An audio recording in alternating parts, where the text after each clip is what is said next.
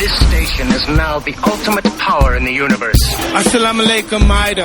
My style is impetuous, my defense is impregnable, and I'm just ferocious. I want your heart, I want to eat his children. Praise be to Allah. Anda sedang mendengar Kinabalu Podcast, podcast nomor 1 di Sabah, hosted by Ricardo, Kenny and Faizal. Podcast ini dibawakan khas kepada anda oleh Kinamas Auto Beaufort. Ya, hubungi mereka di talian 016-803-2368. Wah, cakap semenanjung. Ya, semenanjung. 3. Nah, ulangi lagi 016-803 Sama habis 2368. Ya, untuk mendapatkan kereta-kereta refurbish ataupun mendapatkan jentera-jentera kereta yang berat ataupun ringan, bolehlah ke Kinamas Auto Beaufort. Now onto the show. 3 lelaki, 2 bapa, 1 bujang. Podcast pertama paling ini tiada kurang. Sama nombor 1 yang lain boleh pulang. Info terkini tajuk best paling mana. Si Kado botak janggut lebat tiada lawan. Kenny ketawa boleh sampai pecah syawak. Si Faizal pula bagi punchline lipat awak. Kami training, kami ranking, jom jadi kawan. Dari yang dekat mari sini jangan jauh. Boleh kasih up, kasih gempa baru jago. Jokes kami cool, lawak masuk cool. Kadang kami carut sama macam 3 Abdul. Come on everybody, let's move to the beat. Crack the volume up, dengar podcast tidak stupid. Jangan jauh, mari kami bau. Ciao, bella ciao, ciao, bella ciao. Selamat kembali ke podcast nomor 1 di Sabah, Kinabalu Podcast. Saya Ricardo. Saya Kenny. Dan bertemu kita lagi di part yang ketiga di season 8 episode yang ke-6 ini bersama dengan Tuan Daniel daripada Special Branch. Yeah, Special Branch ni dia bilang SB ni sebab boleh. Semua boleh. Semua boleh. Wah. Apa lagi Ken? Talented. Itu T. Ha? Itu T. SB. SB. Sudah banyak duit. SBD pula kalau itu. Jangan kuat-kuat. Kalau 1,000 jangan cakap kuat. Bahaya. Itu kick. It's just a joke, guys. We need a laugh. Laughter is the best medicine. Ya, jangan pula tidak pergi tengok doktor ambil vaksin semua. Iya, betul. Kita akan teruskan bersama dengan Tuan Daniel dengan soalan yang seterusnya, ataupun orang bilang kita mau santai-santai cerita. Apa kisah Tuan yang Tuan tidak dapat lupakan lah sepanjang servis Tuan? Berapa tahun sudah Tuan bersama dengan Special Branch? Okey. Kalau tolak tambah bahagi baru 20 tahun. Baru Ya, pasal ada lagi yang 25 tahun, ada sudah yang 30 tahun. Jadi baru 20 tahun. 20 tahun tu it's a lot of time, man. That is a lot of time. Yeah. Jadi kalau cakap pasal pension lah kan, dia pension memang tetap 60 kah gitu, macam cigu-cigu kah? Gitu kah? Ya, dia punya pilihan 58 atau 60, tapi setakat ini saya ingat 60 tahun sebab saya pun belum ada sawit lagi. belum ada getah sekerap lagi. Ya, betul. Belum tanam koko lagi. Walit pun belum lagi bikin. Itu tanah belum bercangkul. Itu ketum belum tumbuh. Ya Tuan, talking about perkara yang macam tidak dapat dilupakan lah. Okey, sepanjang pengalaman saya dalam polis. Yang boleh dicerita saya Tuan, yang boleh cerita saya lah. Mungkin escort kah ataupun presiden kah. Cuma kalau bercakap tentang bodyguarding ni lebih kepada enjoy lah. Tiada yang pahit dia sebab makanan dia sedap-sedap. Okey. Cuma penat menunggu lah. Cuma kalau dari segi macam penugasan, tugas-tugas khas. Ya, terlalu banyak lah. Salah satu dia bila saya dipanggil untuk buat covering satu insiden ataupun satu isu di mana saya pernah juga rasa macam mana pedih dia terkena gas pemedih mata dan water cannon. Itu memang betul-betul yang pahit lah. Memang pahit. Tidak dapat lupa lah. Ya, memang tidak boleh lupa sampai bila-bila. Iyalah, the detail we cannot share. Of course, we cannot really orang bilang dig into the details, dan kita understand because itulah the special branch. Mana boleh apa mau cerita-cerita kan.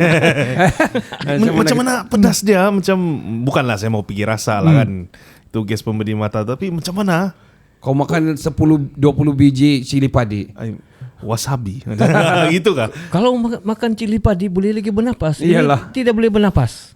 Pedas betul lah. Memang pedih, memang dia terus masuk di dalam dan sanubari. On the spot. On the spot memang sesak napas lah. Walaupun kita tutup dengan something macam jaket ke baju ke lagi dengan baju yang jenis kain, sedangkan saya cover dengan kain jaket jeans pun boleh tembus. Sebab dia punya, saya tidak tahulah apa dia punya isi padu dia. Dan memang menyiksakan lah. Kalau kena offer lagi mungkin minta maaf lah. Kalau dipilih di antara ketiak berbau dengan itu, pilih ketiak bau lah. Ya, betul. Sorry. Main-main. Ketiak bau Kenny kah ketiak bau kado? Saya punya ada deodoran. Sama lah, saya pun ada juga. Tapi saya beli yang deodoran yang bangsa Anda boleh sebut. Racist. Racist. Not good. Ariana bilang not good. Not nice. Not nice. No. Iyalah. I think kalau mau cerita pasal pengalaman ni, of course there's special branch, and of course we cannot share lah. I have to say we cannot share lah. We have to cover that lah. Yeah. What about lah pula? Tadi tu kenangan pahit lah kira kan. Okay. Macam mana pula dengan detik-detik cemas yang menaikkan adrenalin? Adakah situasi macam gitu yang pernah Tuan rasa? Ya, setiap penugasan tu memang ada risiko dia. Cuma terpulang pada kita macam mana kita mau handle. Yang penting kita jangan panik, kena chill, kita kena enjoy lah. Dan sedia sebelum kita buat sesuatu penugasan ataupun kita dibagi satu task, kita prepare dulu, buat preparation untuk plan A, plan B. Contingency lah. Kalau jadi macam ni, okay, what happen, apa kita mau buat, okay, kita cuba plan begini. Kalau tidak boleh juga, jangan paksa, kita balik. Because bagi saya dia sangat berbahaya lah. Betul. Ini sangat berbahaya lah. Risiko tinggi lah kan. Saya rasa kalau saya special branch, mungkin bini saya tiap malam dia akan buat kenduri lah. Baca doa agar saya dilindungi lah. Mungkin istri Tuan Daniel pun begitu, kita tidak tahu. Ya. Balik rumah syukur lah. Mungkin. Syukur abang, mari bang masuk bilik. Saya tahu lah hari ini malam Jumat. Betul loh malam Jumat. Kamis kan. Patutlah wife tadi bilang jangan lama sangat. Ini sudah jam berapa nih? Tapi so far dia di sini okey tau, sebab banyak masa dengan dia banding dengan macam saya dulu di Semenanjung. Pernah satu ketika berbulan-bulan satu situasi berbulan itu okey biasa. Okey. Yang paling tidak syok kalau kita sudah on the way mau pergi shopping, tiba-tiba dapat call dan kita patah balik. Dengan makeup dia sudah standby, dengan perfume tiba-tiba patah balik. Alamak. Kalau macam percutian sudah plan apa semua? Kalau cuti kita tidak juga. Ada orang cover lah gitu betul. In case kecuali kalau ada yang betul-betul perlu yang diperlukan ya, betul. Baru mau tengok mat kilau di panggung wayang, tiba-tiba apa lagi bang? Pergilah. Tidur di luar. Tapi saya rasa istri-istri kepada siapa-siapa pun anggota polis, saya rasa faham kepada situasi sebeginilah. I mean the nature of the job is actually one thing is memang always be prepared, dan memang bagi saya kan polis ni kan tiada masa untuk tidur pun bekerja juga. I mean, betul. Yeah, because they on call every time kalau ada apa-apa berlaku. We don't know kalau ada serangan-serangan ke kalau dalam anggota yang biasa sudah tidak cukup, special branch pun akan masuk juga. Itu enggak tuan? Betul. I have to say memang orang pun prepared for what prepare for the worst lah all the time. Demi negara lah kan. Betul. Wah. Dan kalau siapa yang sumandak-sumandak yang sedang bercinta dengan dengan abang-abang polis ni, jangan saja kamu bercinta dengan bakal suami, kena bercinta juga dengan kejayaan dia sekali. Kau tengok. Saya ingat tadi jangan saya bercinta dengan suami tapi bercinta juga dengan orang lain. Apa contingency plan? Contingency plan. Janganlah sampai gitu kan. Tuan, saya bertanya, Tuan pernah sebab walaupun saya tahu Tuan ada cakap of course tadi ini kerja bukan kerja yang glamour. Tapi at the same time saya tahu polis ni pun yang selalu dikecam juga. I have to say memang yang always di mata masyarakat bahkan polis macam tadi Tuan ada cakap kan, bukan dia sebut nama, dia cakap polis, the whole polis terus jadi begitu kan. Alah polis, alah stereotype yang sebegitu. Tuan pernah kena directly yang kena kecam-kecam sebegitu kah?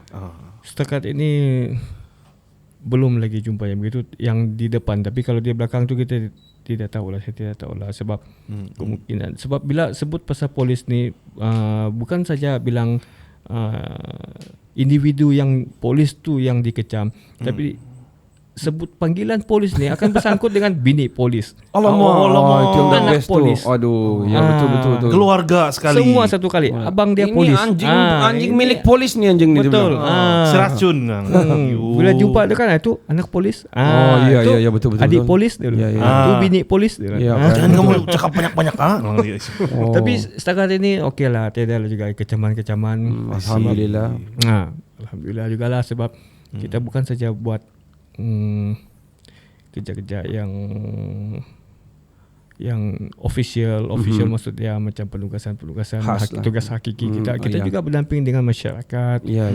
Salah satu dia macam kita mendekatkan masyarakat dengan program community policing. Betul. Saya rasa macam law, undang-undang dan sebagainya tu saya rasa selalu juga program yang ada begitu kan, macam campaign tentang kesedaran kesedaran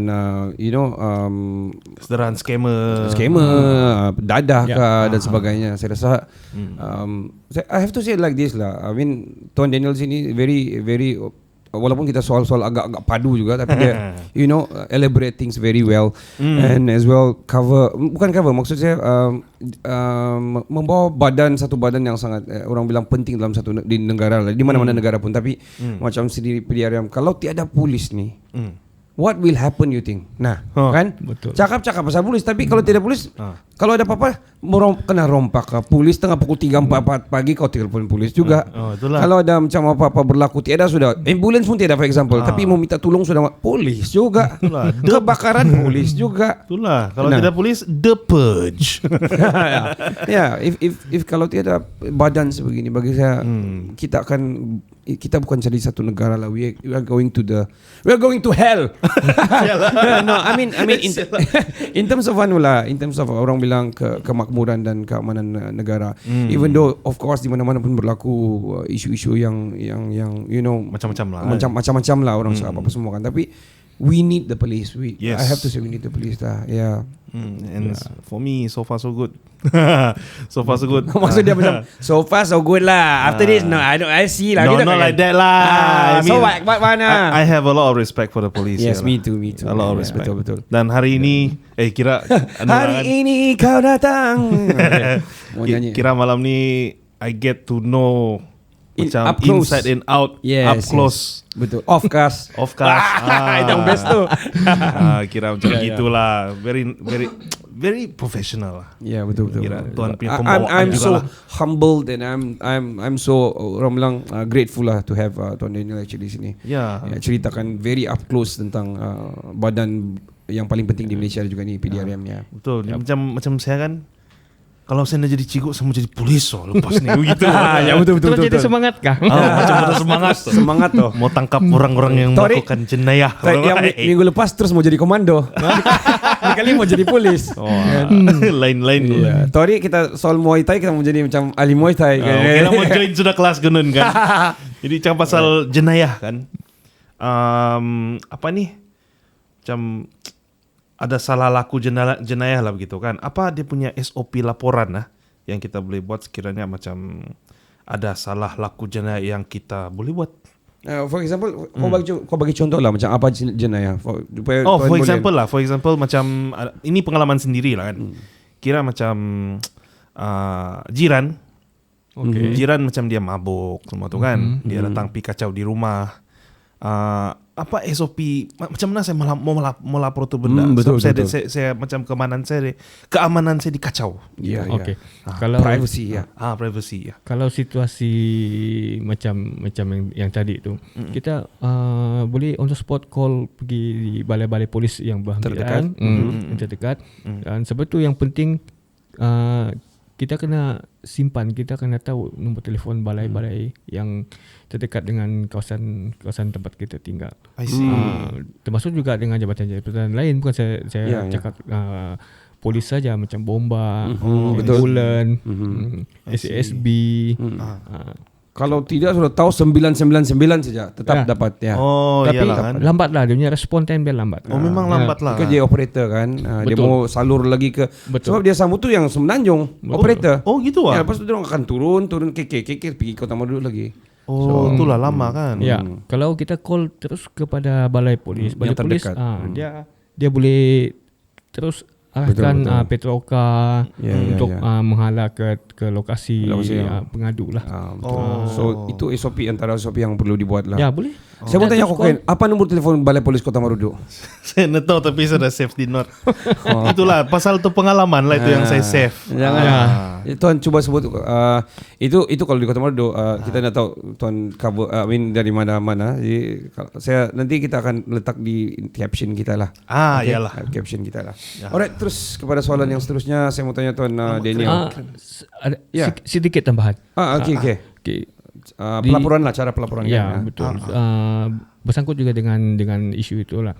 Sebab itu kita kena macam pihak polis, pihak PDRM, dia mewujudkan community policing, dia mewujudkan PPS, pegawai perhubungan sekolah. Ini bertujuan untuk kita mendekati, untuk kita bagi peluang kepada orang awam, to public, dekat dengan polis supaya apa-apa benda yang maklumat ataupun apa-apa info, pertanyaan, diorang ni lah sebagai duta. I see. Duta PDRM. Untuk memudahkan, contoh kalau macam kita ada satu isu ataupun kita rasa macam kita ada questionnaire. Kita mau pergi tanya polis tapi kita tidak kenal. Kita betul. kan sebab balai polis ini bagi public satu kawasan yang orang bilang apa? Macam bagi saya lah macam bikin takut juga mau pergi sana. Betul. Dia bukan macam mall. Ya, begitu. Jadi sebab itulah diwujudkan macam PPS, kita ada PPG, PPM, pegawai perhubungan masjid, gereja. Kan. Untuk kita mendekati public lah. Community setempat lah. Okey. Wow. Jadi kalau ada apa-apa isu, mungkin kita kalau di peringkat kampung kita boleh mengusulkan kalau ada masalah ataupun isu berkaitan dengan jenayah, kita ada JPKK, kita ada ketua kampung. Betul. Dan ketua kampung ni dengan JPKK setiap kampung dia berkait dengan polis. Dia memang dekat dengan polis. I see. Okay, next question tuan. Saya mau tanya pasal ni gerak khas ini. Gerak khas. Pasal gerak khas, pasal KL Underworld, KL Gangster ni. Kita nampak juga operasi, bagaimana operasi yang dibuat. Saya tengok ada juga risikan, ada juga I think ada special branch for sure lah dalam cerita-cerita tu. Adakah betul kah cerita cara dorang jalan cerita dorang ni? Ataupun dia kena dramatize. Itu dramatize for sure. Tapi mungkin dari segi apa yang dorang buat lah. Adakah dorang sana, ya baik puan kita akan ya puan, adakah dalam keadaan begitu juga dorang akan buat? Kira era Fazira lah dalam tu je. Ya kan era Fazira pula tu kan. Ya, I want to bet kan. Kalau kita review filem lah ni ya. Kalau di dalam cerita di TV tu, okay, kalau dia tidak kasih tunjuk skrip begitu, rasanya 15 minit habis satu cerita. Iyalah kan, betul juga. Didramakan lah. Iyalah, that's why kan. dia sebelum satu ops dibuat, satu operasi dibuat, akan ada satu taklimat. Sebab itu dia tidak tunjuk itu taklimat. I see. Sebab itulah kita punya guideline Macam mana kita mau menjayakan sesuatu Operasi. Okay. So, memang tiada masa lagi kau mau bercerita, malam nanti kau mau makan apa? minggu depan kau sibuk kan? Tiada masa sudah itu. Kalau sudah sampai di lokasi. Jadi cuma itu satu orang bilang jobnya track lain lah, dia mau tarik tu masa. Tapi macam mana pun dia punya basic dia memang masih ada lagi. Cuma tidak didedahkan lah yang selanjutnya. Tapi lebih kurang begitulah kan dia punya. Begitu juga. Which is, bagi saya macam Gerakas ni apa yang dibuat oleh Yusuf Haslam dan juga anak dia ni bila dong buat ni, Gerakas sudah I think sudah berpuluh tahun, I think almost 20 years sudah dalam di orang punya drama. Dan bagi saya ada juga dari segi perspektif yang lain, ini polis kayak setuju sudah cara dia orang, tapi dalam masa yang sama sebenarnya bila orang tahu benda begitu, orang akan takut mau buat lah berjenayah kan, sebab benda begini pun orang boleh tahu. So actually pro dia lebih bagus sebenarnya daripada cons dia sebenarnya. Dan bagi saya movie drama sebegini saya selalu tengok, macam saya I like macam military punya movie ataupun yang macam ops punya movie, polis punya movie, even daripada luar juga, bukan daripada Malaysia saja. The Police Story. Ya daripada Hong Kong kan, Jackie Chan dulu kan. So bagi saya menyemarakkan juga, dan at the same time bagi saya orang bilang integriti kita pun akan terbentuk juga daripada situ bila kita menonton movie seperti itu kan. Tidaklah kita ya kan, ya betul juga. Kadang-kadang ada yang kita baru dapat tahu yang disting adalah jenayah. Disting duit kopi RM2 ni boleh beli kuih yang belanja setiap pagi, yang rokok ni pun jenayah kan. Kita bilang daripada movie. Tapi I think itu adalah pro dia lah. Yes. Iya Ken. Apa Ken? Ketiak saya krem. Kau risau betul lah. Ada special branch ni tengah observe kau Ken. Itulah Pak. Jadi pasal operasi-operasi yang kita nampak di Gerakas tu lah kan. Pernahkah Tuan terlibat dalam operasi yang besar? Itu mestilah tu. Sudah semestinya. Jangan tanya apalah. Setiap anggota dan pegawai polis pasti akan terlibat. Semua. Asal termasuk polis. Benar. Pasti cepat atau lambat saja. Mesti akan dipanggil, akan terlibat. Sebab ini situasi jenayah, dia bukan bergantung. Kita bukan boleh jangka di mana tempat dia betul. Macam kalau kau cakap trafik pun ada juga bila dorang mengejar ke apa kan, ada betul, juga. Betul. Dan semua pegawai dan anggota polis semua dibagi kuasa yang sama. Gitu. Dia dah bilang SB kau punya kuasa begini-begini. Okay. Kau trafik kau punya kuasa begini-begini. Sama saja. Cuma penugasan masing-masing. Dia ada lebih dia punya tugas hakiki dia yang berlainan lah. I see. Kalau itu pun bercampur nanti bergaduh bertumbuk. Betul. Polis bertumbuk. Apa kau ambil dia punya tugas ni, kau buat dah dia bilang. Terus macam saya teringat yang hari itu tuh yang apa tuh yang ada satu Hilux kena hijack tuh. Ya. Itu polis ke JPJ? Nggak tahu pula, macam polis pula kan. Yang angkat pakai truk tu di Malaysia tu. JPJ itu Keningau ya. Keningau. Nah yang satu lagi perempuan yang bawa Hilux tuh.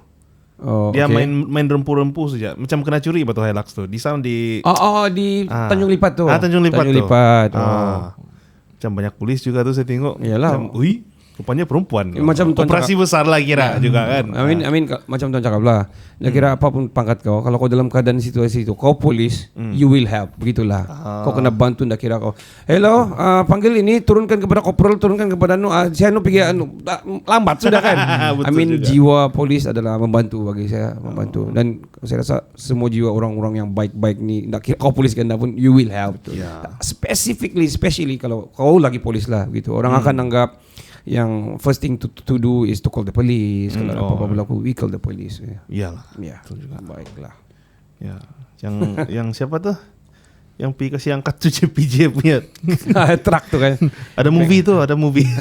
Ya, ada poster dia akan buat. Mat Gaman. Tuan, saya mau tanya Tuan, apa before we end our awesome 3 parts of the podcast ni. Damn awesome. Yeah, man, banyak cerita dan I'm so stoke and intrigue and as well orang bilang inspiring juga dengan cerita-cerita daripada Tuan Daniel ni. Macam Kasih part 4. jangan bini tunggu malam Jumaat. Nasihat Tuan kepada macam muda-mudi yang ingin berminat ke arah kepolisan ataupun ke unit beruniform ni. Okay, kalau mana belia-belia ataupun student-student yang belum lagi ada hala tuju ke mana mau pergi selepas habis study, saya cadangkan masuklah polis. Kalau kamu betul-betul sayang bangsa, agama, negara kamu, kamu masuklah dalam polis. Tapi macam saya cakap tadi, persiapkan mental, fizikal dan integriti. Sebab benda-benda begini kalau bukan kita, siapa lagi yang mau jaga? Betul. Itu dia. Ya. Dan kalau ada masalah-masalah kecil atau isu-isu yang membabitkan polis, jangan lemah semangat. Itu semua cubaan. Piramli bilang cubaan. Jangan lemah semangat. Jangan saja kita pentingkan kemudahan-kemudahan apa yang kena bagi dalam government. Itu nombor 2. Tapi yang paling penting, kita punya rasa, kita punya sayang kepada keamanan kita. Yang paling penting keamanan kita lah, anak bangsa kita. Kita mau jaga. Memang kita tidak, kalau satu orang kita tidak boleh buat apa-apa, tapi kalau kita bersama-sama, InsyaAllah boleh. Cuma makan masa lah. Saya mau tanya, saya boleh jadi polis dari Kandam? Memang dah boleh sudah lah. 40 sudah umur kan. Tapi what we can do as a citizen, I think we can help them by having this podcast pun, for me, to let the listeners knows about PDRM up close. Memang banyak dia punya cabang-cabang, tapi specifically we talk about special branch. Dan bagi saya info sebegini sangat sangat priceless. Ya, betul. Sangat berharga lah. Dan kurang bahkan juga yang pendedahan macam gini ni, yang very up close and personal. Ya, betul. Yang macam gini ni yang dia betul-betul tarik minat belia-belia. Ya, betul. Macam diorang pun macam yang dari parents, dari keluarga diorang pun cakap yang janganlah masuk polis. Macam-macam diorang buat sana. Sekali dapat tahu, rupanya actually very very nice. Yes, very nice. Dan macam Tuan cakap tadi, jangan fikir pasal apa yang orang bilang all the government punya ni, tapi apa yang kita boleh buat kepada government to the Malaysia. Macam cakap Pak Lah. Apa Pak Lah cakap tu? I want to say thank you to Tuan Daniel for coming to the studio. It is an awesome episode podcast that I have to say. I agree. Yang sangat-sangat menarik dan for me akan saya kenang lah. Saya susah mau tidur sudah kalau gini ni. Banyak saya fikir. Kan begitulah. Kira macam-macam. So thank you very much Tuan Daniel for coming up to the studio. I give you the stage, Ken. You want to say anything? Dari saya pula Tuan, saya sangat bangga lah dengan kita punya unit beruniform ni lah di negara kita, dan berpeluang untuk bercakap dengan salah satu anggota dia yang menjaga keamanan negara kita. Thank you so much for that. Thank you so much for that. Dan macam kira podcast ni boleh jadi macam satu recruitment poster lah. Kita boleh tarik minat muda-mudi lah. Tuan, I give you the stage to say whatever you want to say to our listeners ataupun kepada kami kepada Kinabalu Podcast. Yes, please. Silakan. Okay. First, saya ucapkan terima kasih, banyak-banyak terima kasih kepada Kinabalu Podcast. Sebab sudi menjemput saya walaupun saya ni siapa lah juga. Jangan kau gitu, Pak. Dan ini first time saya di interview sebegini, dan saya mengambil satu kesempatan ini sebagai satu peluang untuk saya berkongsi dengan apa yang publik tidak tahu. Betul. Bukan saya mendedahkan dengan apa yang saya pernah buat, dengan apa yang saya ada. Cuma saya ingin berkongsi sebagai satu motivate untuk anak-anak muda, untuk belia-belia kita dan publik. Mungkin ada juga yang publik tidak tahu, macam tadi ada pertanyaan macam mana kalau situasi begini, di mana kita buat laporan. Dan that's why lah saya ambil peluang ini untuk berkongsi berkongsi maklumat dan info apa yang saya ada. Betul. Yes. Sekali lagi terima kasih. Dan tidak lupa juga terima kasih juga kepada family saya. Yes. Nah, family itu coba sebut siapa istri itu dengar orang mana istri. Boleh perkenalkan istri sini sedikit. Istri saya orang Sungai Siput. Oh. Sungai Siput Perak. Perak Dan Tanjung. Ya. Anak sudah berapa tuan? Anak 3. Yang Anak pertama 16 tahun. 16 tahun kan anak? Kedua Tahniah. kedua 11 tahun, yang ketiga 8 tahun. Alhamdulillah. Dan saya punya family, saya adik saya ada 4. Saya anak yang kedua. Yang pertama abang saya kedua, adik saya yang ketiga perempuan, dan yang bungsu adik saya lelaki. Ada polis ke antara dorang selain tuan? Tidak. Wow. Tidak Tuan yang polis. saja. Shout out kepada keluarga tuan. Shout out. Thank you so much juga kepada keluarga-keluarga beliau dan isteri lah, sebab ni malam Jumaat ni sudah pukul 12 kerana memberi kebenaran lah. Ya. Ya, terima kasih. So sampai di sini saja. Tempat saya punya kakak ipar dengan adik ipar saya nanti mengaus nanti. Ya, betul sebutkan. Lepas ni dengar podcast di Spotify for sure. Yeah. Dan yang terkini adalah boleh kenali kami di www.kinabalapodcast.com. Yeah. Kita ada website. Yes. Dan penaja kami adalah Kinamas Auto Bofo untuk podcast ini. Ya, hubungi mereka di 016-803-2368. Cari juga mereka di Kinamas Auto. Iya, di Facebook dan juga Instagram. Iya, sampai di sini saja. Saya Ricardo. Saya Kenny.